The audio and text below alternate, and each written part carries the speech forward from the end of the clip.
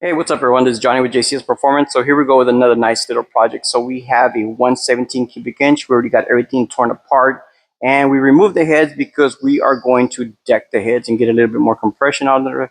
And we're going to go ahead and use a thinner gasket as well. So let me show you some of the parts we're going to use on the project. So we're going to end up installing some Kibble White valve springs. You guys know that I really like using Kibble White. And the reason why we're going to change the valve springs is because we're going to use a Star Racing Cam from George Bryce. Now, this is the F35 Cam.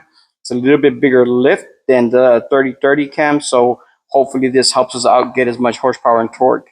So we're going to use a oil pump from S&S Cam plate, lifters, lifter cuffs, chain tensioner, push rod tubes.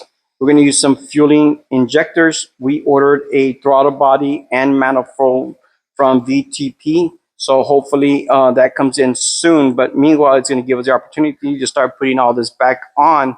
And then I'll show you guys the process as we're going along. And once we get the heads decked, I'll show you guys that as well.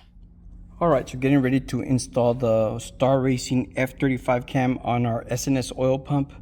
Apologize, cam plate. So I did want to take this opportunity and show you guys what I'm going to do is I'm going to kind of go up here and then zoom in so I don't take so much shadow in there.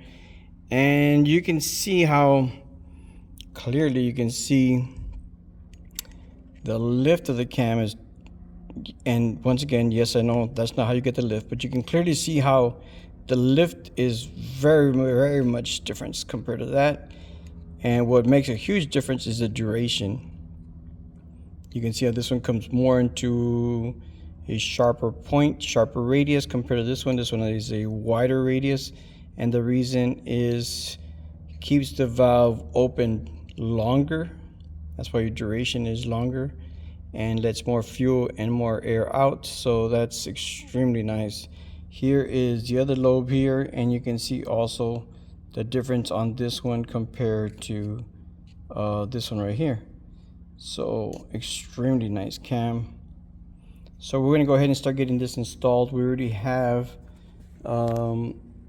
our S&S cam change kit, the cam bearings on there. We got the O-rings on there. So we're going to go ahead continue with this. Once we get all this installed and bolted down to specs, we'll show you as we're going along. All right, guys, moving along pretty good. So all this is already done, assembled, lubricated, torqued, all that stuff. The S&S lifter cuffs are already on. So we did take the opportunity to powder coat the lower, or the actual cover here, and the lower rocker box has been powder coated as well. So the next step for me is going to be to go ahead and finish putting on the cam cover, start decking the heads, and then start assembling the heads. So let me go ahead and get started with that.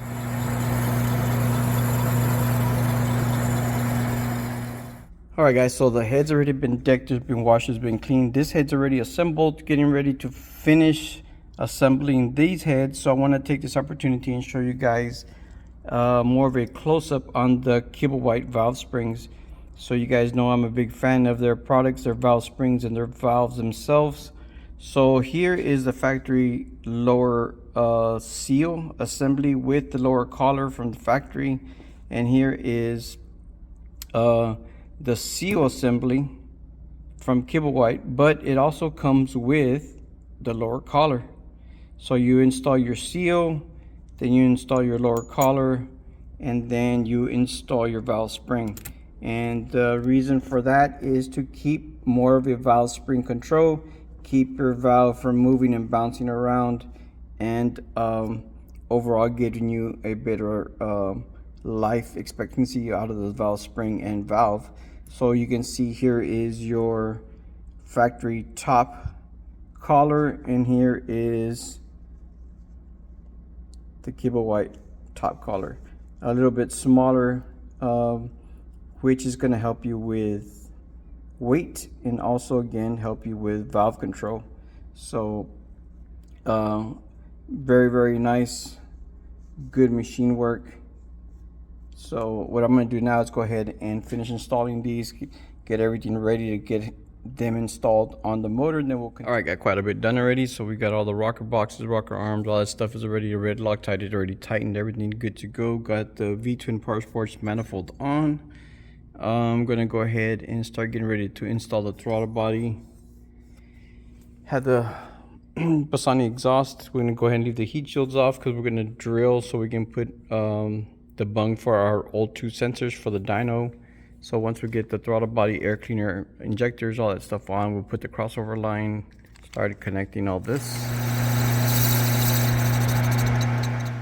All right, so now that we have the throttle body installed, we're installing the Screaming Eagle air cleaner, but this bracket right here, or this adapter that goes onto the air cleaner elbow itself, is supposed to go fitted really nice inside here, and that kind of supports the weight from coming down, even though it gets bolted in place. But that helps, that little lip right there helps with the weight of the air cleaner from coming down or being pushed around, kind of like a brake rotor or a sprocket on a rim. But it did not, put this down, it did not fit in here. So what we had to do is machine it, stick it on the lathe a little bit, and machine that lip and knock down a little bit of the overall OD. And now it goes in really snug, really nice and tight. So I just thought I'd mention that if anybody's having the same issues, that's what we had to do. But let me continue, start putting this all on, and then the rest of the stuff that goes on top of the rocker boxes. Okay, so we got it all assembled, all done, ready to go. Everything is good to go. So the next thing is for us to start doing a couple of heat cycles and get this thing on the dyno, and then start doing the dyno tuning on it. But overall, this thing came out pretty nice. So here we go, let's get it on the dyno.